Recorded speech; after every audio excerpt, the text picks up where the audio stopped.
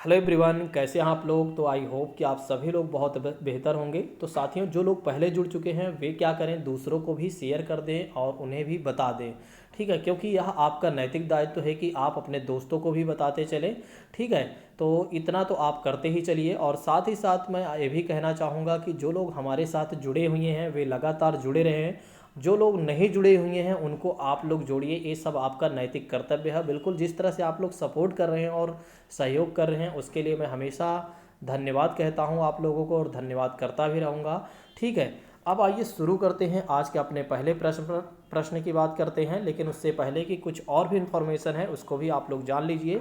यदि आप नए हैं, यदि आप पुराने भी हैं, तो आप लोग प्लेलिस्ट में जाइए और प्लेलिस्ट में आप देखिए कि सीटेड टेस्ट सीरीज की प्लेलिस्ट बनी हुई है, उसको जाकर आप 1 से 2 बार देख लीजिए। और साथ ही साथ मैं ये भी कहना चाहूँगा कि अगर आपको ज्योग्राफी से संबंधित कोई परेशानी है तो एसएससी जीडी यूपीएसआई की जो एक तरीके से प्लेलिस्ट है, इसमें 2 क्लासेस है ज्योग्राफी के। इन दोनों क्लास को आप ज़रूर देख लीजिए। मैं डेफिनेटली कहता हूँ कि सीटेट में आपके सीटेट हो, यूपी टेट हो, सुपर टेट हो या भारत की कोई भी एग्जाम हो, ये ज़रूर ये दोनों क्लास आपकी मदद करेंगी। दूसरी बात करते हैं कि जो हमारे और भी छात्र हैं जिनकी साइकोलॉजी बेहतर नहीं है, वे साइकोलॉजी के प्लेलिस्ट में जाएं, उनको भी देख लें। और एनवायरनमेंट की जो क्लासेज हमने पहले प्रोवाइड करा दी है उनको भी 1 से 2 बार और देख लीजिए, ताकि आपका सारा कुछ रिवीजन हो जाए। सब कुछ रिवीजन करके रखिए। ठीक है, अब आपके पास कोई समय नहीं है, अब आपको दोबारा समय मिलने वाला नहीं है। जो समय मिल गया है बस इतने समय में ही आपको काम चलाना है, और इतने समय में ही आपको बेहतर करना है। चलिए दूसरी बात करते हैं कि ये देखिए प्लेलिस्ट में ऐसे ही आपको प्लेलिस्ट दिखाई देगा, और वैसे ही ये सारी क्लासेज आपको बिल्कुल सीरीज वाइज लगी हुई हैं, आप इसको देखते रहिएगा। एक और बातें हैं, एक और अच्छी इन्फॉर्मेशन आपके लिए ये है। यदि आप सुपर टेट की तैयारी कर रहे हैं, यदि आप भारत की कोई और परीक्षा की तैयारी कर रहे हैं जैसे कि यूपीएससी और पीएससी और एसएससी और पेट जैसे एग्जाम के प्रिपरेशन यदि आप कर रहे हैं, तो आप हमारी क्लास को देखना ना भूलें रात 8 बजे। ठीक है, ये है करंट अफेयर्स की क्लास। तो इस करंट अफेयर्स की क्लास को आपको डेली फॉलो करना है और सभी छात्रों को करना है। यदि आपके पास समय मिलता है तो आप ज़रूर इसको देखिए, डेली देखिए। अगर 8 बजे से आप देखते हैं तो आपके लिए बहुत अच्छा हो जाएगा, अगर नहीं देख पाते हैं तो बाद में आप देख लीजिएगा। चलिए सबसे पहले उन छात्रों को नेम ले लेते हैं जो लोग हमारे साथ लगातार डेली लगे हुए हैं और शेयर भी करते हैं। अब मैं उनको अप्रिशिएट करता हूं, जैसे गुंजन जी हैं, अनुपा जी हैं, सोनिका जी हैं, ज्योति जी हैं। ठीक है, ज्योति जी हैं, और तनु चौहान जी हैं, खुशबू जी हैं, छाया जी हैं, सोनिका जी हैं। ठीक है, बिल्कुल इसी तरह से आप लोग सॉल्व भी करते रहिए क्वेश्चन। जिस तरह से आप लोग क्वेश्चन को सॉल्व करते हैं और मैं आपके क्वेश्चन को देखता हूं कि हाँ कितने ऐसे छात्र हैं जिनके सारे क्वेश्चन सही हो रहे हैं, कितने ऐसे छात्र हैं जिनके 2-4 प्रश्न गलत भी हो रहे हैं, तो उनको भी मैं देखता रहता हूं। तो सभी लोग पार्टिसिपेट ज़रूर किया करें। ठीक है, नहीं आ रहा है तो कोई बात नहीं, एटलीस्ट कम से कम इतना तो ज़रूर किया करें कि थोड़ा से तुक्का ही मारा करें, लेकिन ज़रूर किया करें। और मीनू सागर जी हैं, ये भी इनका भी काफ़ी अच्छा प्रदर्शन रहा अभी तक में, काफ़ी अच्छे क्वेश्चन सही होते हैं। और शिवानी चौहान जी भी हैं। तो इसी तरह के हमारे सभी छात्र हमारे साथ लगे हुए हैं। सचिन जी हैं और सभी छात्र हैं, शालिनी जी हैं, और इनके नाम तो हमने पहले ही ले लिया है। ठीक है, तो इसी तरह से आप लोग लगे रहिए, इसी तरह से आप लोग पढ़ते रहिए। यदि आपको हमारी कोई सहायता पड़ती है तो आप लोग ज़रूर हमें एक बार याद करिए, हम आपकी पूरी सहायता करेंगे। ठीक है, बिल्कुल भी आप लोग चिंता मत करिए, क्योंकि हम खुद ही चिंतित हैं पहले से। ठीक है, तो आपको चिंता करने की कोई आवश्यकता नहीं है, हम खुद ही पहले से चिंतित हैं, इसीलिए आपके लिए सारी क्लासेज आपको डेली प्रोवाइड करा रहे हैं। और एक और क्लास आने वाली है, जैसे कि हमने आपको बताया है कि जहां आपकी नज़र नहीं जाती है वहां हमारी नज़र जाती है, यानी कि जहां आयोग की नज़र जाती है वहीं हमारी नज़र जाती है। तो एक बहुत बेहतर क्लास आने वाली है जिसका इंतज़ार आप लोग करते रहिए, बहुत जल्द मैं आपको प्रोवाइड कराऊंगा। चलिए आइए शुरू करते हैं। आज की जो क्लास थी वो थोड़ा से जो इंट्रोडक्शन पार्ट रहा वो काफ़ी बड़ा हो गया। ठीक है, लेकिन नेक्स्ट टाइम से मैं ध्यान दूंगा कि इतना इंट्रोडक्शन पार्ट लंबा ना हो। ठीक है, चलिए आइए बात करते हैं, आज के पहले प्रश्न की बात करते हैं। भाषा के आधारभूत कौशल हमेशा अर्जित किए जाते हैं। पहला ऑप्शन है कि हमेशा अर्जित किए जाते हैं, दूसरा ऑप्शन कहता है सर्वथा पृथक होते हैं, और तीसरा ऑप्शन कहता है अंतः संबंधित होते हैं, और चौथा ऑप्शन कहता है कि क्रमबद्ध रूप से चलते हैं। ठीक है, तो जल्दी से इसका उत्तर बताइए, काफ़ी अच्छा प्रश्न है। और इसको यदि आप चाहें तो अपने व्यवहारिक ज्ञान के आधार पर इस प्रश्न को सॉल्व कर सकते हैं। क्योंकि देखिए मैंने आपको बताया है कि जब आपको सदैव शब्द मिल जाए, जब आपको हमेशा शब्द मिल जाए, जब आपको केवल शब्द मिल जाए। तो इस तरह के प्रश्न जब आप देखें या विकल्प आप देखें तो उस विकल्प को जरूर आप काट दें, क्योंकि इस तरह के विकल्प बहुत ही रेयर केस में सही होती हैं। तो ये मान के चलिए वे गलत ही होते हैं ज़्यादातर। तो इसमें आप देखिए पहला जो है, पहला ऑप्शन बिल्कुल कट गया है। सर्वथा पृथक होने का तो कोई मतलब ही नहीं है, ठीक है। और क्रमबद्धता यानी क्रमबद्ध रूप से चलते रहना, ये भी कोई मतलब नहीं है। लेकिन हमेशा और हमेशा देखा जाए तो भाषा के आधारभूत जो कौशल होते हैं अंतः संबंधित होते हैं, अंतः संबंधित होते हैं। इस बात को जरूर ध्यान रखिएगा। अगले प्रश्न की बात करते हैं। अगला प्रश्न कह रहा है कि स्वाभाविक अभिव्यक्ति, कल्पनाशीलता, कौशल और सोच को विकसित करना, ठीक है। तो क्या कहा जाता है? पहला ऑप्शन है कि भाषा शिक्षण का एकमात्र उद्देश्य है। दूसरा ऑप्शन कहता है कि भाषा शिक्षण का उद्देश्य नहीं है। तीसरा ऑप्शन कहता है कि भाषा शिक्षण एक महत्वपूर्ण उद्देश्य है। और चौथा ऑप्शन कहता है कि भाषा शिक्षण को किसी प्रकार की दिशा नहीं देता है।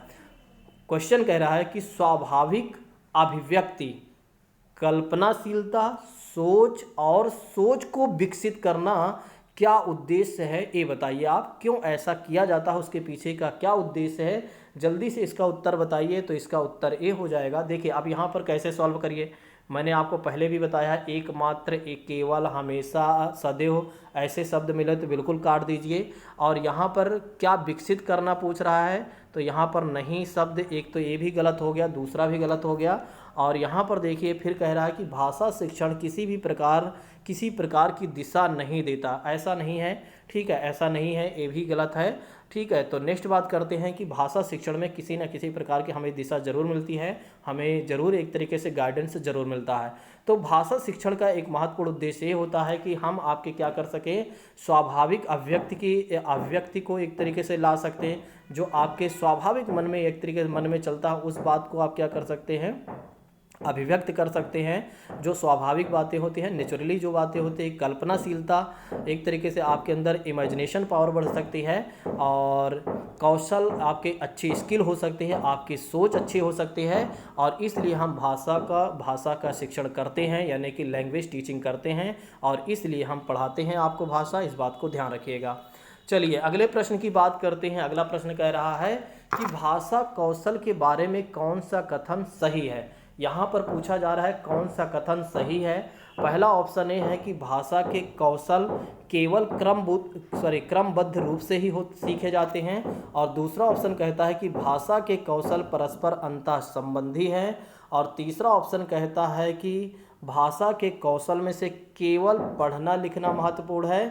और चौथा ऑप्शन कहता है कि भाषा के कौशलों में से केवल सुनना बोलना ही महत्वपूर्ण है। बड़ा अच्छा प्रश्न है। इसका उत्तर यदि आप आसानी तरीके से देना चाहते हैं तो दे सकते हैं। यहाँ केवल शब्द आ गया, काट दीजिए। यहाँ केवल शब्द आ गया, काट दीजिए। यहाँ केवल शब्द आ गया, काट दीजिए। तो ऑप्शन नंबर 2 इज राइट हो जाएगा दोस्तों। तो दूसरा ऑप्शन सही हो जाएगा, इस बात को ध्यान रखिएगा। चलिए अगले प्रश्न की बात करते हैं। चौथा प्रश्न कट गया है तो कोई बात नहीं। चलिए, सुनना कौशल के बारे में कौन सा कथन उचित नहीं है। ऑप्शन कह रहा है कि सुनना जो है कौशल के बारे में कौन सा कथन उचित नहीं है। पहला ऑप्शन कहता है कि सुनना कौशल जो है सबसे कम महत्वपूर्ण है। यहाँ पर नहीं पूछ रहा है, इस बात को ध्यान रखिएगा। दूसरा ऑप्शन कहता है कि सुनना कौशल मौखिक कौशल के अंतर्गत आता है, दूसरा ऑप्शन। तीसरा ऑप्शन कहता है सुनना कौशल अन्य कौशलों के बीच में सहायता करता है। चौथा ऑप्शन कहता है कि सुनना कौशल का विकास और भाषा के नियमों को पहचानने और उनका निर्माण करने में सहायक है। जल्दी से इसका आंसर बताइए। तो यहाँ पर कौन सा नहीं है, सुनना कौशल कौन सा कथन के बारे में कौन सा कथन उचित नहीं है। तो आप देखिए कि यहाँ पर सबसे कम, कल भी हमने इसकी चर्चाएं की थी। तो सुनना कौशल जो है सबसे कम महत्वपूर्ण है, यहाँ पर नहीं बात की जा रही है, इसलिए option number A is right साथियों, इस बात को ध्यान रखिएगा। चलिए अगले प्रश्न की बात करते हैं। अगला प्रश्न कह रहा है कि निम्नलिखित में से कौन सा श्रवण कौशल शिक्षण का उद्देश्य है। मतलब कि निम्नलिखित में से कौन सा सुनने वाला कौशल जो है शिक्षण का उद्देश्य है, यानी कि पढ़ाने का उद्देश्य क्या है। पहला ऑप्शन कहता है श्रुत सामग्री के विषय के महत्वपूर्ण एवं मर्मस्पर्शी विचारों, भावों, तथ्यों का चयन करने की क्षमता प्रदान करता है, ये उद्देश्य है। दूसरा ऑप्शन कहता है कि विद्यार्थियों में ध्वनियों, शब्दों का शुद्ध उच्चारण, स्वर, गति, लय, प्रवाह के साथ पढ़ने की योग्यता विकसित करना और छात्रों की साहित्यिक गतिविधियों में भाग लेने व सुनने के लिए प्रेरित करने का उद्देश्य है। और उपरोक्त सभी, जल्दी से इसका आंसर बताइए, काफ़ी अच्छा प्रश्न है। यहाँ पर कहा जा रहा है कि श्रवण कौशल शिक्षण का क्या उद्देश्य है, मतलब श्रवण कौशल में शिक्षण का क्या उद्देश्य है ये बताना है आपको। ठीक है, तो आप देखिए एक बार कि यहाँ पर पहला ऑप्शन ज़्यादा अप्रोप्रिएट लग रहा है, तो इसलिए पहला ऑप्शन सही हो जाएगा, इस बात को ध्यान रखिएगा। चलिए अगले प्रश्न की बात करते हैं। अगले प्रश्न की बात करते हैं, यदि छात्र की डैश इंद्रियों में दोष है तो वह ना भाषा सीख सकता है और ना ही अपने मनोभावों को, ठीक है, यानी कि जो उसके मन में है उस भाव को अभिव्यक्त कर सकता है। यह किसके कारण है? पहला ऑप्शन है पठन, दूसरा ऑप्शन है श्रवण और तीसरा ऑप्शन कहता है कि दृश्य और चौथा ऑप्शन कहता है इनमें से कोई नहीं। जल्दी से इसका आंसर बताइए। यदि छात्र में निम्न में से कोई कमी है तो ना तो वो भाषा सीख सकता है और ना ही उसके मन में एक तरीके से जो विचार चल रहे हैं उसको अभिव्यक्त कर सकता है। तो अगर किसी बालक को सुनने से संबंधित कोई समस्या है, यानी कि उसके इंद्रियों में दोष है, तो वह न तो भाषा सीख सकता है और ना ही अपने मनोभाव को अभिव्यक्त कर सकता है। मनोभाव मतलब अपने मन के विचार।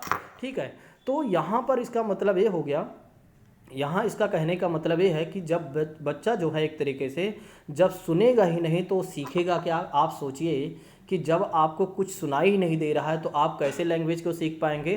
तो सुनना ज़रूरी है। ठीक है, आप एक तरीके से वैसे भी बिना सुने भी आप सीख सकते हैं भाषा को, ठीक है, लेकिन एक तरीके से पढ़कर, लेकिन सुनना बहुत ज़्यादा ज़रूरी है, बहुत ज़्यादा अगर ज़रूरी है, क्योंकि उससे क्या होता है जब हम सुनते हैं तो हमारे मस्तिष्क में क्या होता है, शब्दों की वृद्धि होती है और हमें समझ में आता है कि हमें किस बात को किस तरह से अभिव्यक्त करना चाहिए। इस बात को ध्यान रखिएगा, इसीलिए option number B is right. चलिए अगले प्रश्न की बात करते हैं कि श्रवण कौशल के शिक्षण के द्वारा, देखिए क्वेश्चन कह रहा है कि श्रवण कौशल के शिक्षण के माध्यम से निम्नलिखित में से किस उद्देश्य की पूर्ति की जाती है। मतलब कि जब श्रवण कौशल यानी कि लिसनिंग वाले कौशल वाले जब शिक्षा दी जाती है, मतलब जब लिसनिंग स्किल की शिक्षा दी जाती है तो किस उद्देश्य से आप शिक्षा देते हैं, ये कहा जा रहा है क्वेश्चन में, कि क्वेश्चन में कहा जा रहा है किस उद्देश्य की पूर्ति के लिए आप ऐसी शिक्षा प्रोवाइड कराते हैं।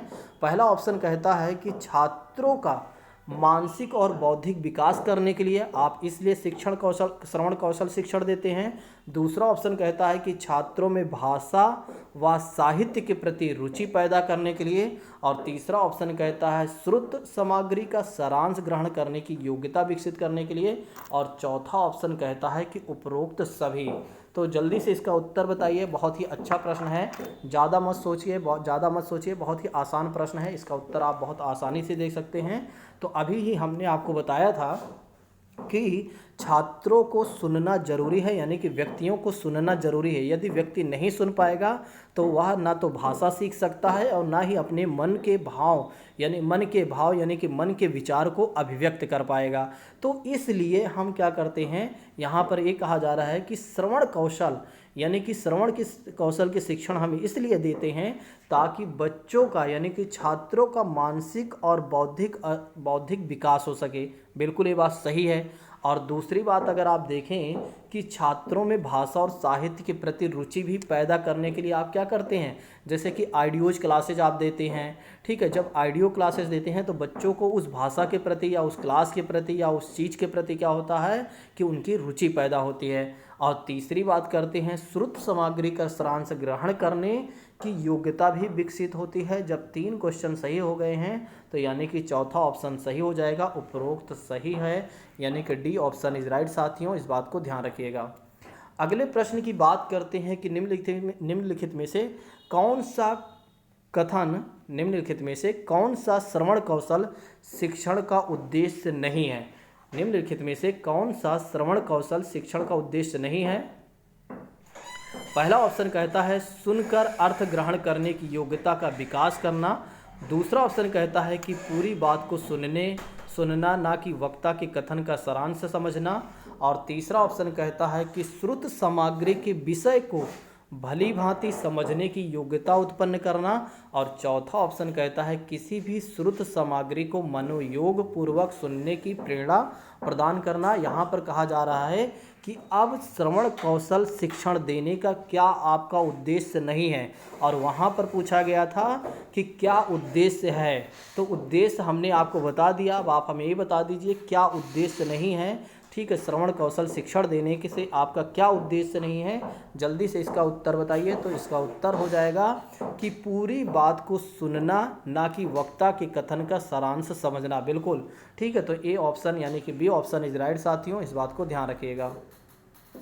अगले प्रश्न की बात करते हैं कि निम्नलिखित में से कौन सी शिक्षण विधि श्रवण कौशल के शिक्षण में सर्वाधिक उपयोगी है। निम्नलिखित में से कौन सी शिक्षण विधि श्रवण कौशल के लिए सबसे ज़्यादा उपयोगी है, यानी सबसे ज़्यादा उपयोगी है। पहला ऑप्शन कहता है कि प्रश्नोत्तर विधि, दूसरा ऑप्शन कहता है कि सर्ववाचन विधि का प्रयोग करना चाहिए, और चौथा ऑप्शन कहता है कि भाषण और तीसरा ऑप्शन कहता है भाषण और चौथा ऑप्शन कहता है उपरोक्त सभी। जल्दी से इसका उत्तर बताइए। तो उपरोक्त सभी इसका आंसर सही हो जाएगा। आप लोग सोच रहे थे, इसमें कुछ लोग दूसरा लगाने का ज़्यादा प्रयास कर रहे थे। ठीक है, तो आपकी बातें सत्य है, लेकिन अगर आप देखिए तो जब मैं आपको पढ़ा रहा था श्रवण शिक्षण विधि में, जब कौशल में मैं आपको पढ़ा रहा था, तो उसमें मैंने ये सारे पॉइंट आपको लिखवाया था कि उसके लिए अगर देखा जाए तो प्रश्नोत्तर विधि भी एक अच्छा विधि है, और सास्वर वाचन भी विधि अच्छी है, अगर और भाषण विधि भी अच्छी है। इसके बारे में हमने आपको समझाया था। अगर इनमें से मान लीजिए अलग अगर कोई एक तरीके से बातें रखी होती तो इसमें से कोई भी एक लगाते आप तो सही हो जाता। ठीक है, चलिए अगले प्रश्न की बात करते हैं। अगला प्रश्न कह रहा है कि बोलना कौशल के विकास के लिए सबसे अधिक महत्वपूर्ण सिद्ध हो जाता है, ऐसा क्यों है। बोलना जो है कौशल के विकास के लिए सबसे अधिक महत्वपूर्ण सिद्ध हो सकता है। पहला ऑप्शन कहता है श्रुतलेख, दूसरा ऑप्शन कहता है कथा श्रवण, और तीसरा ऑप्शन कहता है कि परस्पर वार्तालाप, चौथा ऑप्शन कहता है कि सुनी गई सामग्रियों का ज्यों का त्यों प्रस्तुतिकरण करना। बड़ा अच्छा प्रश्न है, जल्दी से इसका आंसर बताइए। ठीक है, ये आपके बिल्कुल हृदय को खुश कर दे रहा है। इस तरह के क्वेश्चन जब देखता हूँ मैं तो बड़ा खुशी मिलती है कि बोलना कौशल के विकास के लिए सबसे अधिक महत्वपूर्ण इसलिए सिद्ध करता है क्योंकि ये हमारे लिए क्या करता है, परस्पर वार्तालाप के बीच क्या करता है, संबंध स्थापित करता है। ठीक है, और एक तरीके से ये क्या करता है कि परस्पर वार्तालाप के बीच हमें जोड़े रखता है। इस बात को ध्यान रखिएगा। इसलिए बोलना जो है कौशल विकास के लिए सबसे ज़्यादा उपयोगी है। तो बोलना कौशल जो है सबसे ज़्यादा उपयोगी है, क्योंकि बोलने से क्या होता है कि हमारी वार्तालाप जो होता है हमारा जो वार्तालाप होता है वो बना रहता है या बनी रहती है। चलिए अगले प्रश्न की बात करते हैं। प्रश्न नंबर 12 क्या कहता है कि परस्पर बातचीत मुख्यतः है। बड़ा अच्छा प्रश्न है, जल्दी से इसका उत्तर करिएगा कि परस्पर बातचीत मुख्यतः है, मतलब कि जो हमारी परस्पर बातचीत होती रहती है उसके क्या मुख्यतः कारण है।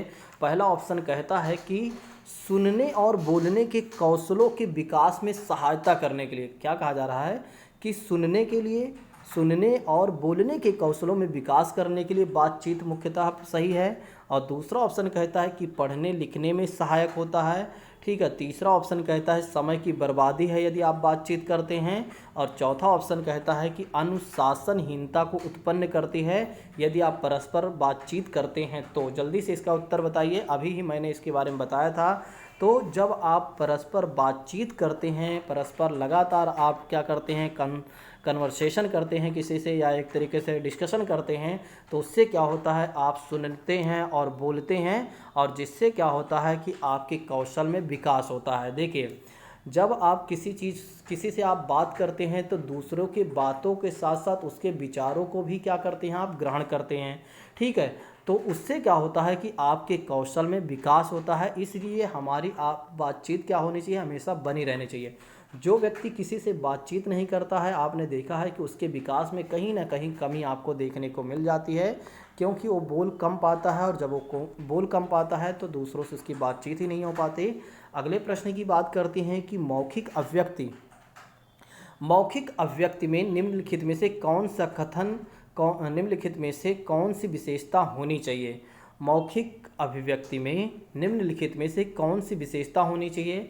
स्वाभाविकता, स्पष्टता, बोधगम्यता और ये सभी। जल्दी से इसका आंसर बताइए। आज ही इसकी हमने चर्चाएं की थी जो हमारे यहाँ ऑफलाइन पढ़ रहे हैं।